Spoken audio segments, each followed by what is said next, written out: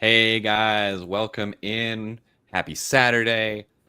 We are hitting our stride this season. We've got enough of a sample size at this point, get a better idea of kind of what we should realistically be expecting along the way. And so that is what we are going to talk about today on Dynasty in 30 is Dynasty fact or fiction. We've got these players performing above or below expectation. And Tim and I, we're going to talk about, do we expect that to continue or not? And, what does that do to our current season and future season valuation estimates? Hang tight, you guys, because this is Dynasty in 30.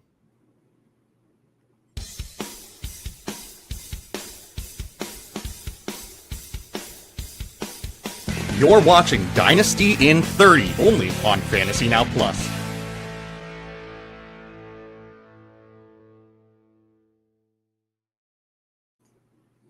Hello. I am Will U. Ryan, the fantasy philosopher, joined again by my co-host, Tim Holstad.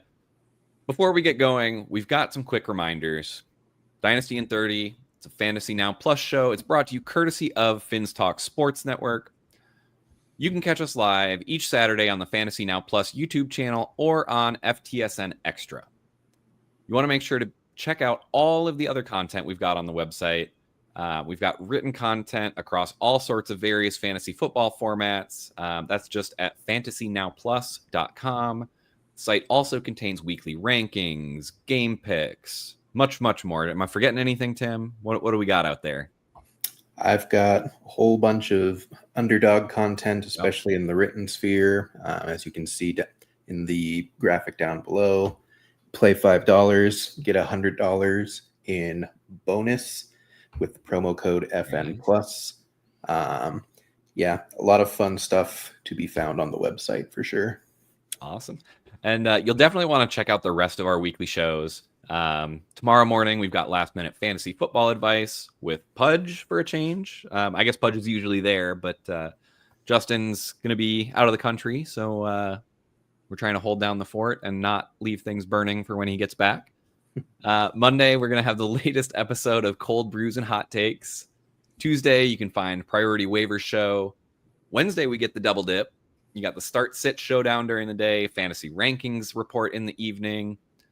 Thursday, we kind of switch focus over towards DFS. You got the Get Tilted show.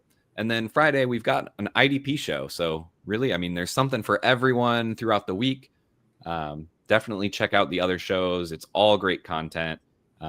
Definitely love to get comments during the shows to help answer questions along the way. So glad to have anybody and everyone there. If you have not already, please make sure to like and subscribe. Everything should be below. It really helps us out. We love it. Helps the algorithm. Algorithm loves us. We love you. Everybody's happy. It's how we roll. So, Tim, how has this week been treating you? I'm really hoping it's better than the Eagles. We're in the dredges now, man. There's so many injuries just everywhere. I think like half of all players in the 49ers Bucks game are just out. Like, it is, as I have stolen from the fantasy footballers, it is truly nasty boy season. There are starts that I am having to make in some leagues that just feel disgusting. But, we're charging through. We're ready for week 6, and Dynasty goes ever on forward. Hey, I'm just saying, I went out and started Rico Dowdle last week, so I call it nasty if you want, but those things pay off. Oh yeah.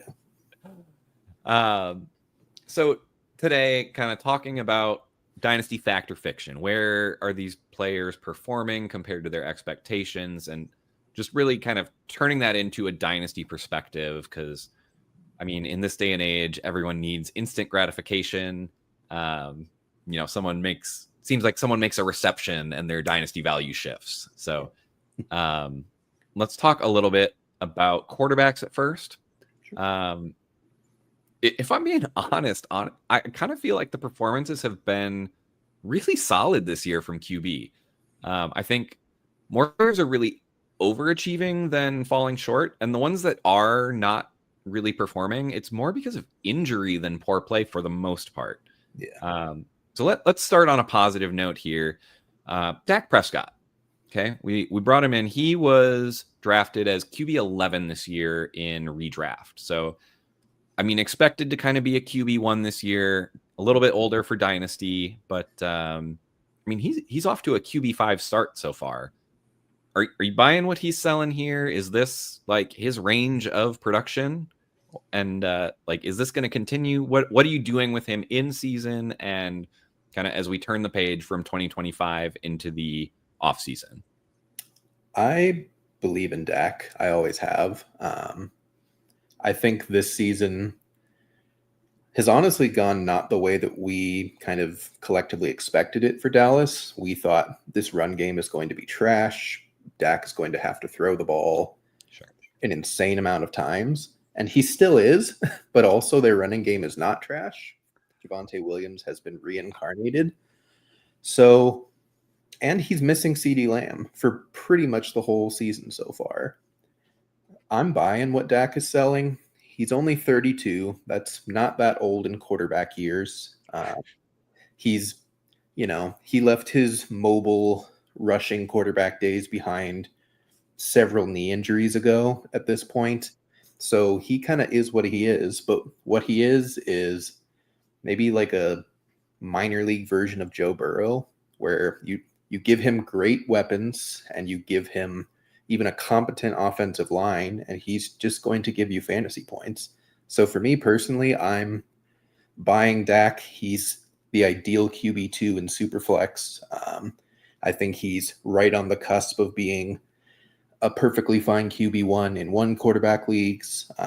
Maybe if you have a couple of younger guys behind him just to see if any of them develop and can overtake. But I think Dak is a buy. I don't imagine he would be overly expensive. Probably right now would be about as expensive as he'll be in season, but I like it. Yeah, I try and think. I'm kind of with you there on Dak. I've kind of had a soft spot for him kind of throughout the years. He is one of those guys that just always seems to produce. He'd have his bad stretches, but I mean, when you're getting into this level of QB, I think there's the elites and then there's everyone else. And if you're playing well at the moment, the everyone else's get valued higher, and the people that aren't performing or they're hurt, they get dropped down further and further and become cheaper. I think for the most part, if I am not competing, I'm absolutely shopping Dak.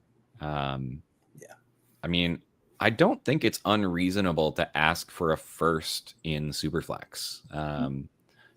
Getting a QB2 that is producing at this level, it makes a big difference on a competing team.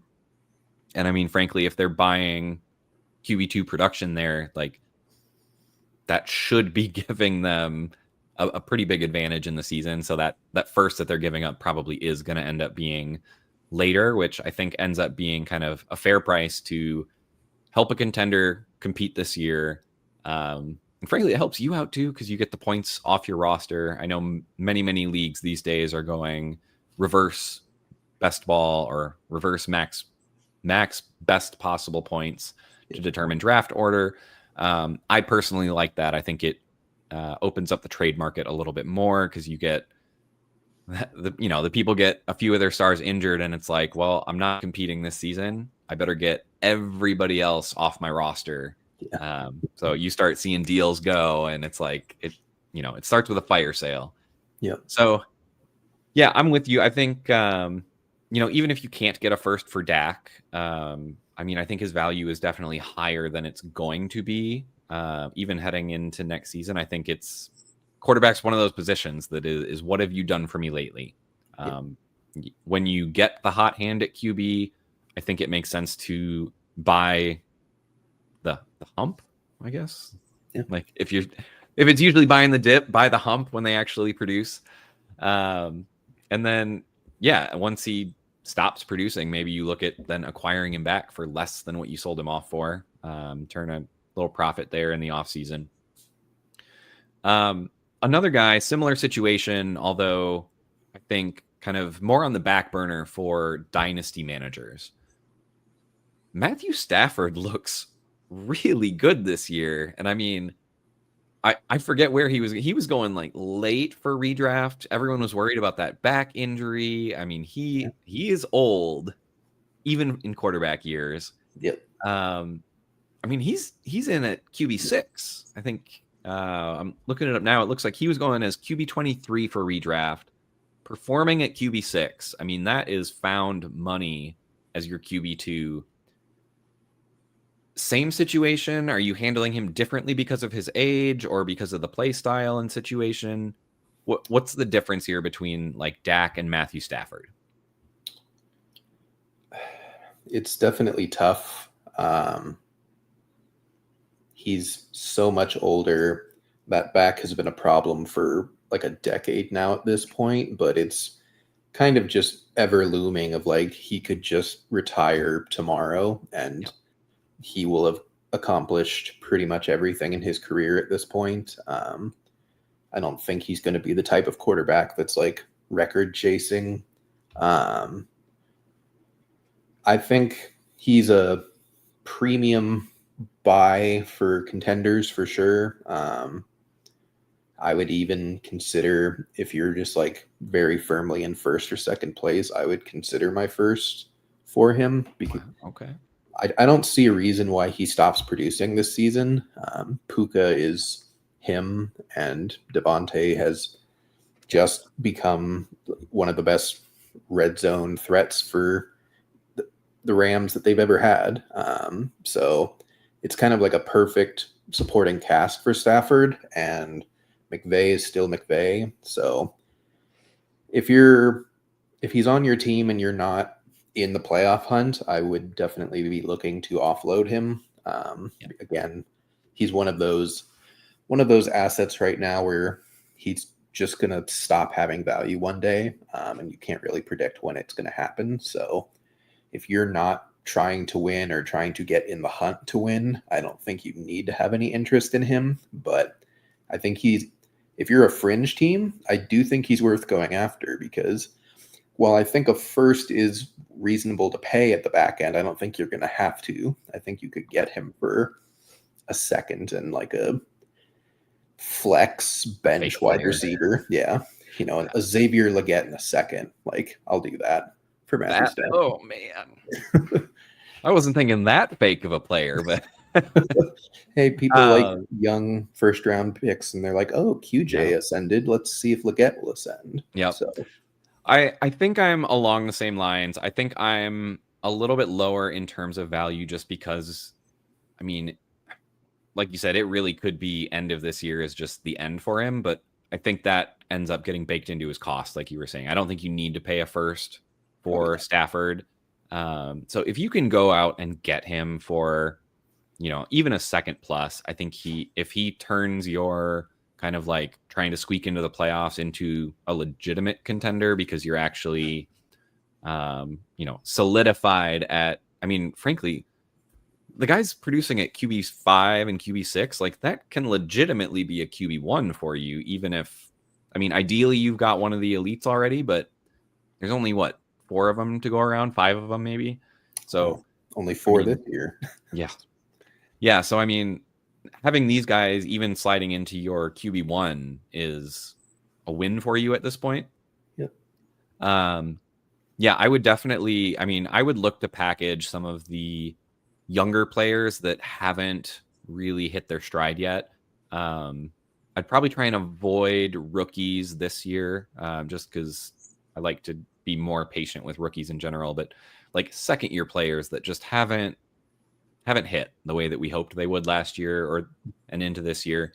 I'm struggling to think of a good example, but Xavier Legette, I think is along the right lines. But I'd be willing to go even a little bit higher. I think Legette's value has dropped quite a bit. Like, I'm not worried about giving away receivers that could produce in the wide receiver 3 range. There's just it's so replaceable that if I can give that away and get a QB1 for the rest of the season to help me compete, I'm going to do that every year. Like, if I'm trying to compete, that's a trade I'm making every day. solidify a position that has scarcity by selling a position that does not have scarcity. That's a winning strategy every day and all weekend. Yep. So, any other thoughts on QB before we move on? I know we've kind of only talked about 2, but I don't know that there's a lot else out there. There's one young guy that's flashing that I want to affirm is factual. It is Drake May. Okay. I think he's the real deal. I really do. I think he has shown development this year from his rookie year. He finally has a core of weapons around him that are at least passable in the NFL. He still doesn't really have good weapons, to be honest. The only one that they have, they refuse to use for Mike Vrabel reasons. So he one more injury and it's time. Apparently. I'm not going to get started on that. We'll go for 2 hours if I get started on the Patriots. But yeah, I think Drake May has shown the decision making. He's shown the ability to hit all parts of the field. He has the arm strength. He runs the ball. The offense is not abysmal anymore and will most likely continue to improve over the next couple of years. I think May has all the talent in the world to be a quarterback 5 to 8 range in Dynasty kind of moving forward. That was going to be the question, is like, where do you see him? Because you kind of got the elite 4, the rushing score QBs. Yep. You got Burrow in there. Mahomes, Herbert are kind of making a comeback, kind of battling it out for that QB 6-ish. And then I think after that's kind of where I see May, although he's probably getting into that Herbert Mahomes discussion at this point. Yeah. If Mahomes didn't have that contract, I think I would drop him down. But yeah, they're actually throwing the ball down the field this year. I feel like his value is rebounding a little bit. So, yep.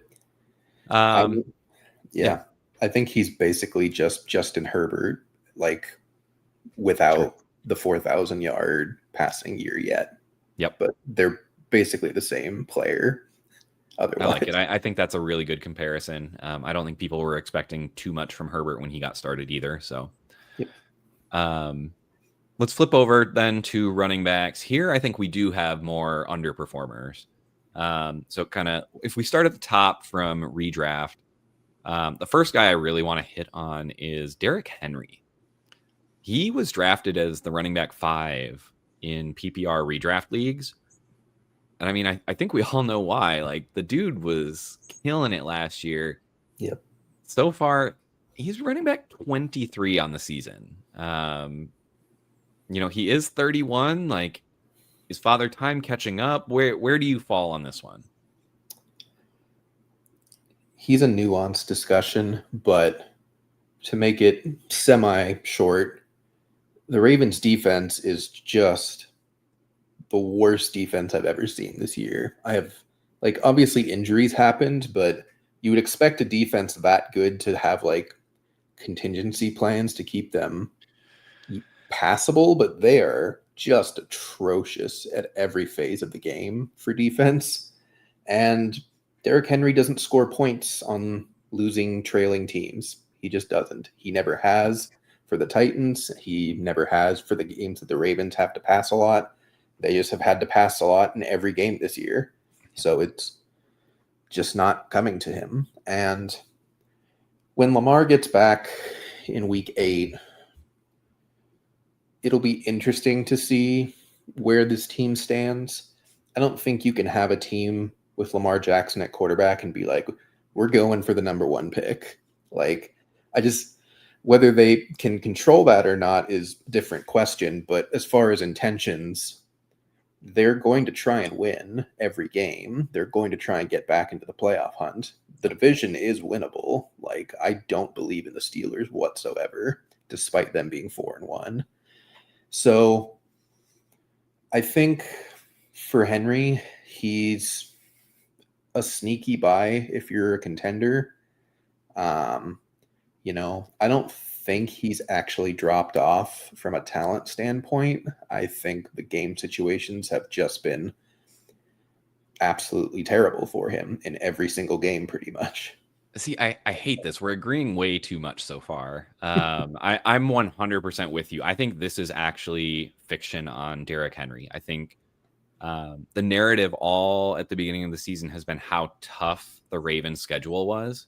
And just to remind people, last year in games where the Ravens were favored, so not even that they won, just that they went in expected to win, he averaged 118 rushing yards a game. Yeah. Like, and remember, they were favored a lot. Like, this is not, oh, they were favored 3 times and we're cherry picking a great performance. Like, it was double digit games where they were favorites. He averaged 118 yards per game. And he ran Their schedule so far: Buffalo, Cleveland's defense, Detroit, Kansas City, and then they had to play Houston with Cooper Rush. Like, things get so much easier starting in week 8 when they get out of their bye. I'm with you. This is an absolute buying window for Derrick Henry, because I think he's going to be a top 8 running back the second half of the season. And I think you can go out and very, very cheaply acquire him and get RB1 production for, typically where you'd be spending a first plus. I think you could get him for a second plus, like second and third might be able to do it. 2 seconds, I'm happy to pay. He is probably one of my prime targets for any contender that needs any sort of running back help. Yep. And he's more than likely on a middling team because they were probably expecting. Yeah, the buying window is absolutely open for him there. It's one of those. Tim, looks like you're a little bit frozen there, so hopefully we can get you back here in just a little bit. After this.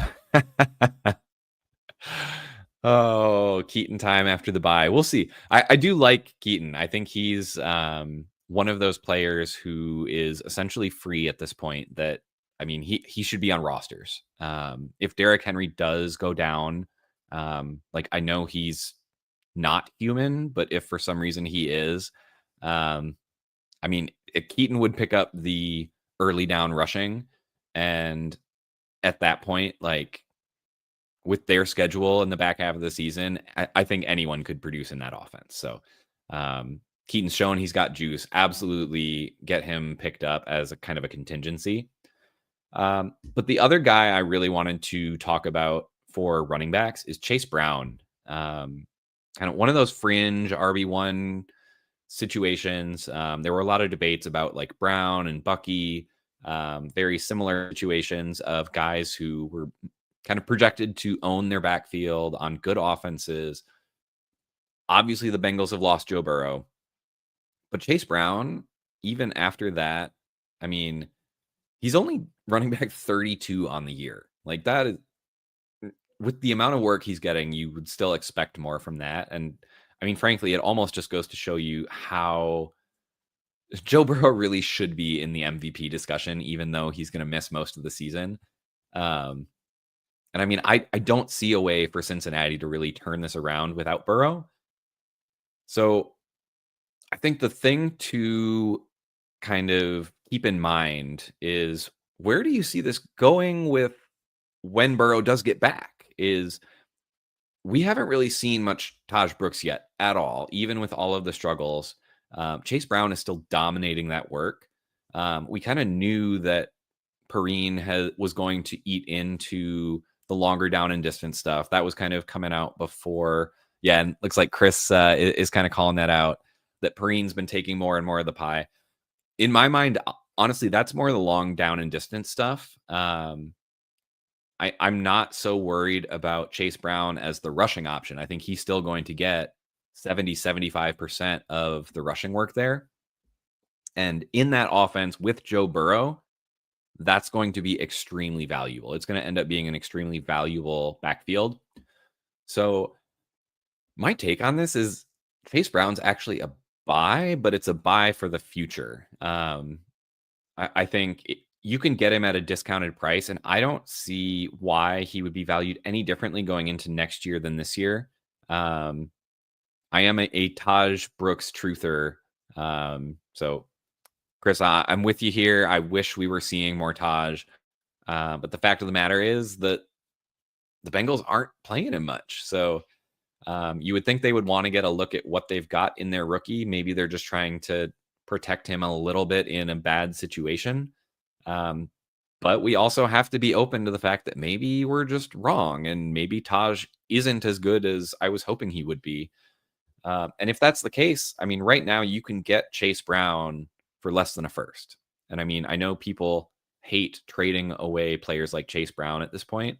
This is going to be one of those kind of sunk cost fallacies where the price that they had to pay to acquire him heading into this season was so much higher than where he's at now. People don't want to trade him, but I think you can make a relatively fair offer. And at the end of this year, if Joe Burrow comes back for the end of it, or just heading into 2026, even like he's going to be back to worth a first plus just because of the offensive environment that he's in. So I would absolutely be looking to acquire Chase Brown, even though I don't see the production changing.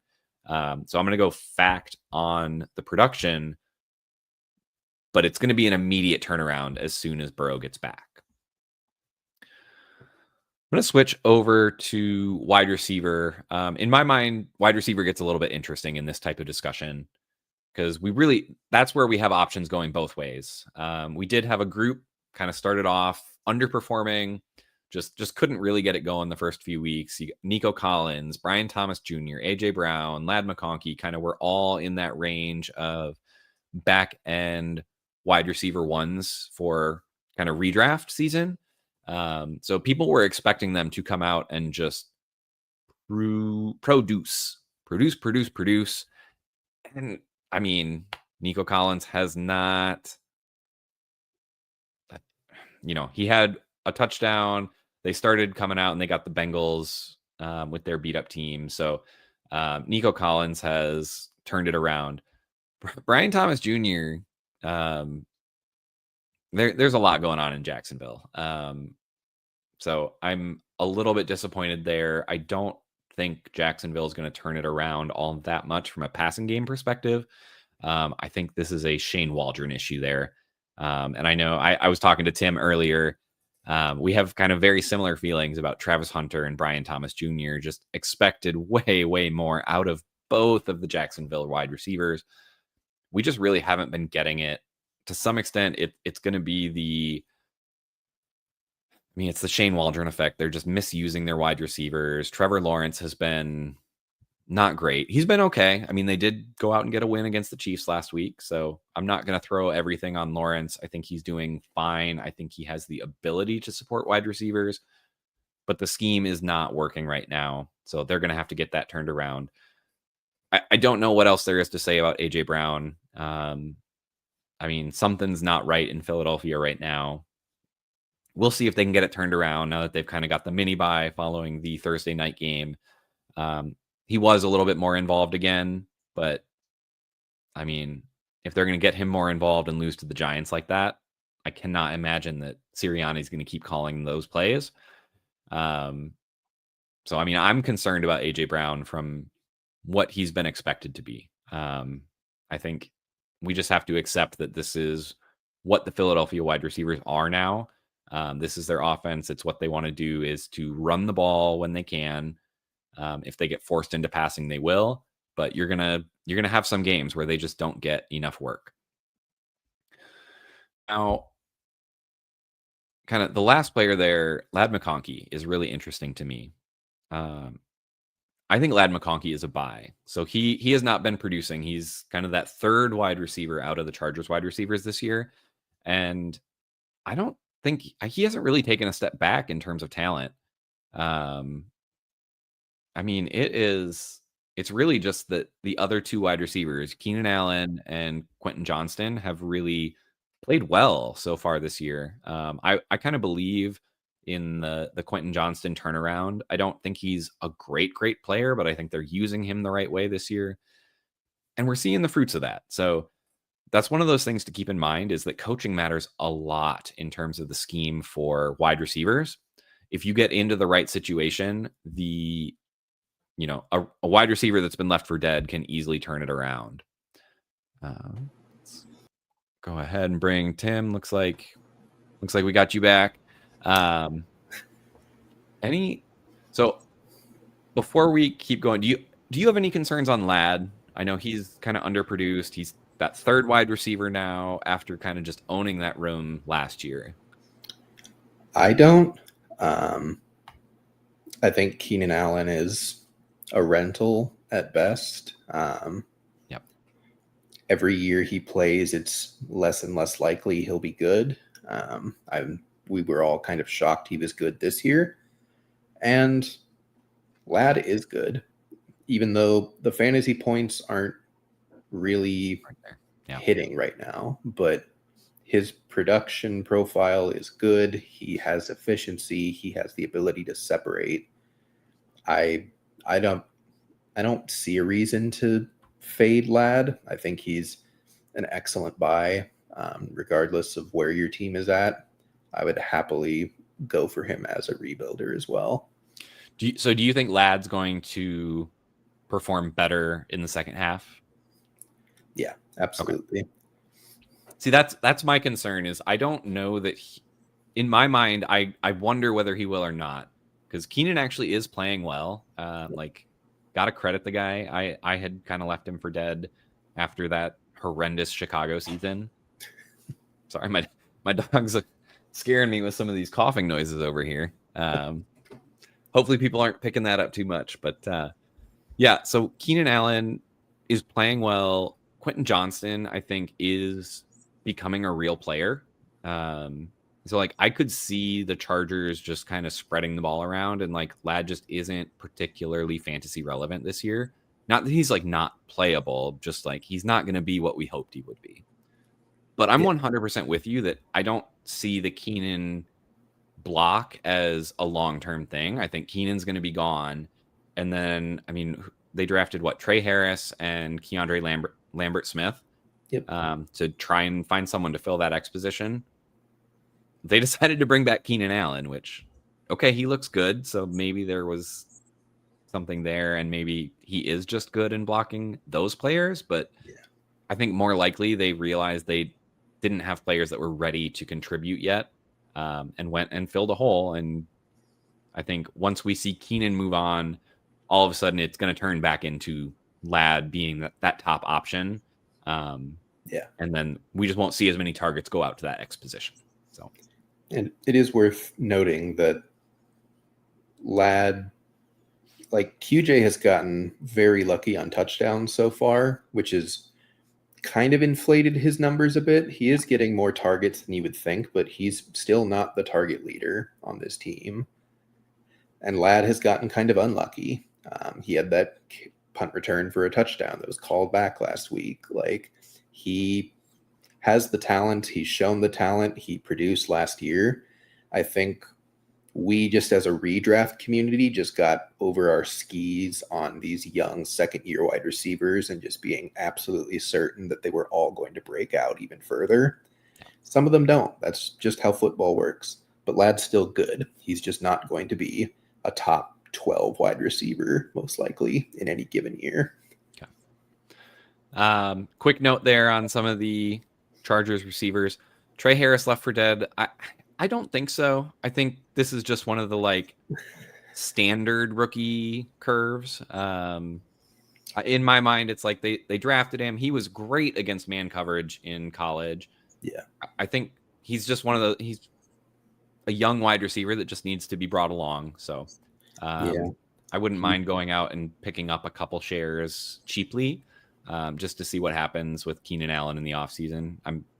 If Keenan Allen retires, then that's Trey's job at that point, unless he actually is beat out by Keandre Lambert Smith, who I think is a good player, but I don't think he's a fantasy difference maker by any stretch.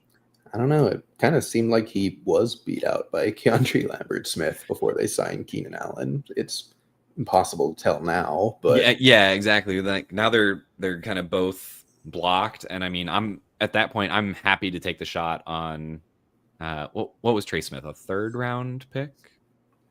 I think he was late second, I believe.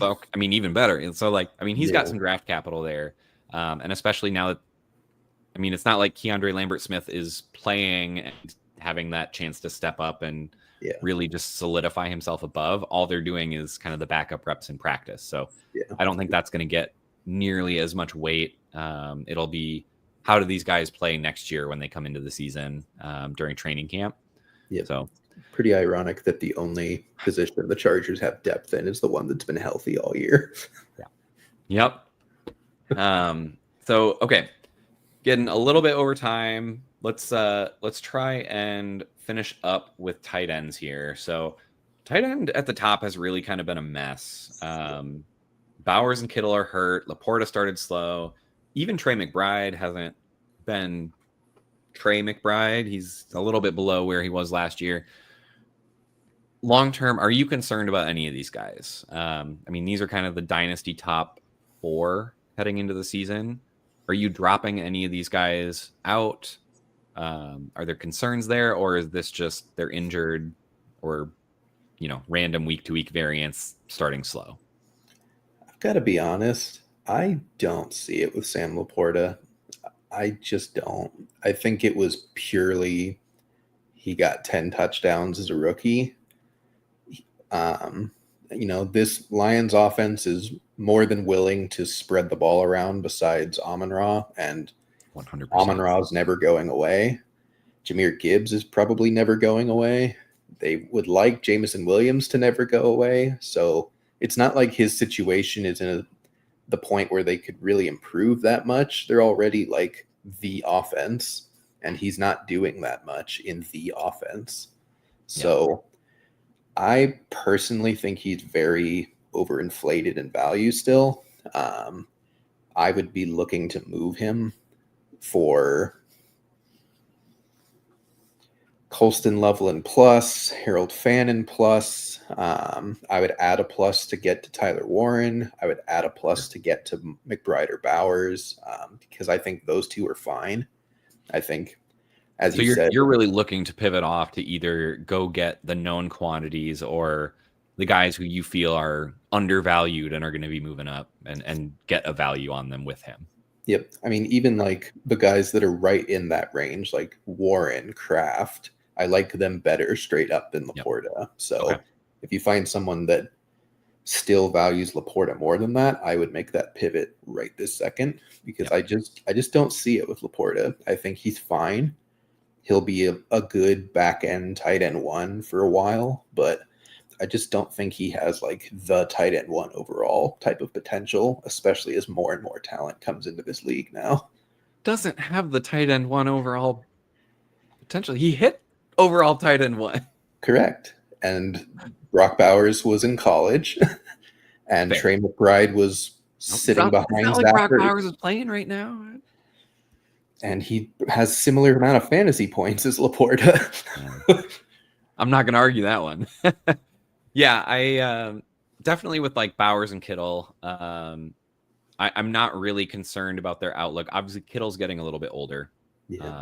So like you worry a little bit about that longevity, but I mean, in that San Francisco offense, he's hyper efficient. So I think he can get away with, I think he'll be one of those players that can kind of age gracefully at the tight end position. Cause I think they can just like slowly ease off some of the extra snaps that he just dominates as a run blocker.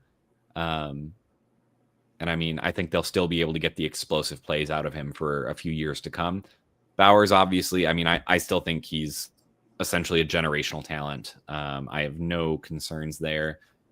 This to me screams like he's just not healthy. So I'm kind of glad they're just sitting him out for a couple games to let him get right. Because I want to see the Brock Bowers, not Brock Bowers, at 80% still being able to, what do you have, like 100 yards in the first half he was playing? Like, I mean, we've seen what he can do. So I'm all in on Bowers. If anyone's giving a discount, I'm taking it. With Laporta, I think I'm willing to keep the longevity there. He's so young still that like he's in a good offense that isn't going to change. They're going to use him. I think you're right where you're not necessarily going to get the top end performances, but there's something to be said at tight end for someone who's that involved in the offense. He has been disappointing to start the season, but in my mind, that seems more game plan, game script, kind of situational result rather than Laporta's bad all of a sudden. I think it's just they've had matchups that they've liked elsewhere on the field. I think Laporta's going to get his turn at some point in the season, and maybe you just have to live with a few more highs and lows with a guy like Laporta. But I mean, he's definitely going to get another contract either with the Lions or somewhere else. And when you pay someone like Laporta, he's going to be a focal point of the offense. So hilariously, I think he's basically just the new TJ Hawkinson, where it's like he's your tight end 4 to 6 every season. He's fine. He'll have weeks that'll give you 30 points, and he'll have a bunch of weeks that'll give you 5, and you just kind of are happy with him, but he's not going to ascend past that, and he's not going to decline past that either. It's the Iowa way. That's what we do. So flip side on tight ends, you mentioned one of them already, Tyler Warren. Another kind of riser for me. Harold Fannin started producing right away, which surprise, surprise that we're talking about Harold Fannin on this show. But like, how are you treating these guys? Like, did Tyler Warren just immediately jump into kind of that elite tier of tight ends for you? And where are you holding Fannin's value at this point? Because I mean, I feel like he got a big bump after kind of that first usage in that first week, and now he's kind of been a little bit slower, but still very involved in the offense. Yeah. How do you feel about these rookies that have been overperforming what people were expecting coming into the season? A lot of people love Tyler Warren, and he is good. I don't think he's part of that top 3 for me. I think he's the next tier down as the top of the next tier. The Colts have so many weapons, and Steichen has kind of shown a disposition to just whoever's playing the best is getting the ball, which has mostly been Jonathan Taylor so far this season. I think the gadget usage is nice. It is a safe floor. He is basically like a tight end Deebo Samuel. I think he is worth looking at if, like I was saying, if you could swap Laporta for him straight, or like Laporta plus something minor for him, that's something I'd be looking to do. I wouldn't be looking to down tier to him off of the top 3. And he's not necessarily someone where it's like, I have to go give 2 firsts for this guy. I don't think he's a Bowers level type of player, even though he is having a good rookie season for sure. For Harold Fannin, he's a buy for me, obviously. He looks good. He's producing, even though it's not really turning into touchdowns or as many yards as we would like at this point, but he's earning targets. He's obviously in Kevin Stefanski's plans, and I don't think Njoku is a Brown next year. He's a pending free agent. Do you think Njoku's a Brown at the end of this year? They're kind of more in it in their own minds than they would like to admit, I think, as far as like, the Ravens suck, the Bengals suck, the Steelers are beatable. Stefanski has gone through enough bad seasons that I bet he's like, I wonder if we could squeak into the playoffs with this defense. I think that's why they went to Dylan Gabriel, because it was so obvious that Flacco's going to lose them more games than he wins. I think they're wondering if Gabriel can at least just be a game manager, like a rookie or Brock Purdy type of guy, because Stefanski can work with that. Yeah. And so I don't think they trade Njoku unless they just lose every game up until the trade deadline, but I think that's next week, isn't it? Week 7 is trade deadline. So I thought it was midway through. I thought they had through week 8. Possibly. But either way, like, there's only a couple more games left. I would say it's got to be coming soon. I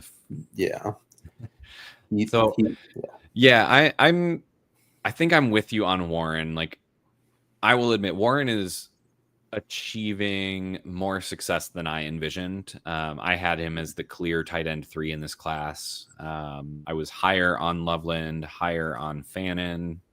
No surprise. Anyone's been paying attention. I did like Warren. I thought all 3 of those guys were going to hit at an NFL level. I don't know that Colston Loveland's been healthy enough to hit yet, so I'm hoping to see that turn around in the second half of this season. But I mean, I'm inclined to buy any rookie tight end that comes out and produces the way that Warren has.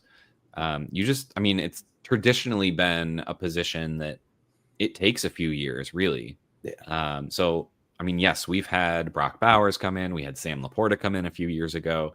So, like, we've seen it more frequently.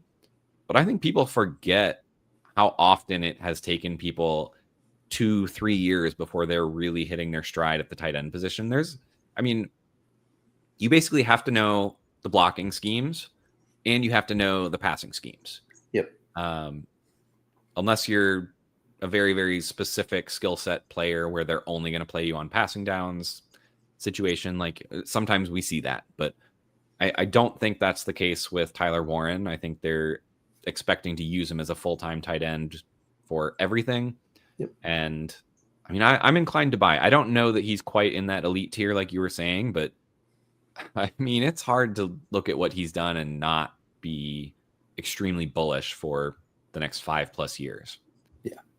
Fannin, I mean, with you, I'm just like a buy on Fannin. I think he's, in my mind, he's a top 7 or 8 dynasty tight end. What we saw right away from him, what the coaching staff saw, honestly, is more important.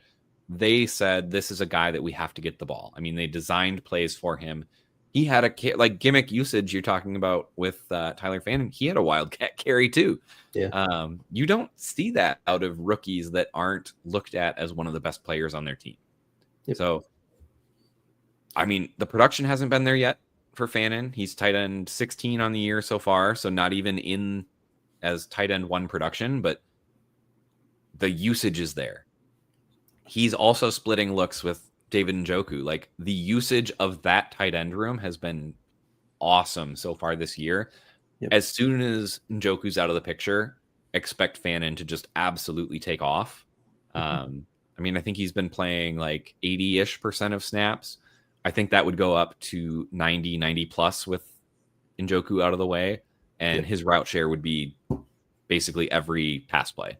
Yeah. And so Quinshon Judkins looks good. So play action. Yeah, I mean, everything. I'm okay. Credit to the Browns. Like they've kind of been the butt of the joke over the last few years. But I mean, even Dylan Gabriel looked good in his first start. Yeah. I mean, didn't put up huge numbers, but looked competent, which, you know, with that defense. Yeah. We clowned them for the Travis Hunter trade, but Mason Graham's looked better than Travis Hunter so far. Yep. Yeah. One really quick question it looks like we got in the chat. So we've got Sutton, Keenan, Dubs, or Swift PPR pick 1. Off the hip, I'm going Keenan there. Sutton for me. Okay. I can see that. I mean, I think it's definitely one of those two. Green Bay is going to spread the ball around too much, and frankly, are they going to need to pass against this version of the Cincinnati Bengals? Yeah. And like I'm just worried about Swift. He has not been efficient. I struggle to trust him. Yep. And then another one: Pitts, Otten, or Taylor. That's rough. They're all good plays. I think I'm going Otten this week. We know Godwin is out, so that's going to open up some space in the middle of the field. Yeah. And honestly, I don't think Pitts' matchup is particularly good for him. I know when I'm projecting out, I think he's like down towards the bottom of my tight ends this week. Mason Taylor's interesting. I don't think the matchup is great, but the usage has been awesome the last couple of weeks. And maybe he does just keep taking that step and becomes like the second guy. So yeah, I think I would be okay with either of those two options, Otten or Taylor, but I probably would not go with Pitts this week.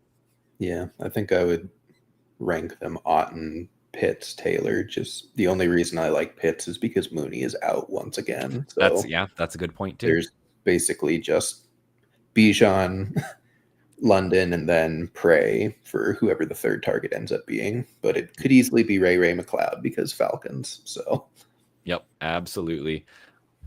Well, we are again a little over Dynasty in 30. We'll call it Dynasty in 50 today.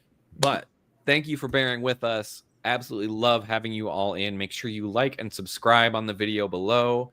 And until next Saturday, this has been Dynasty in 30.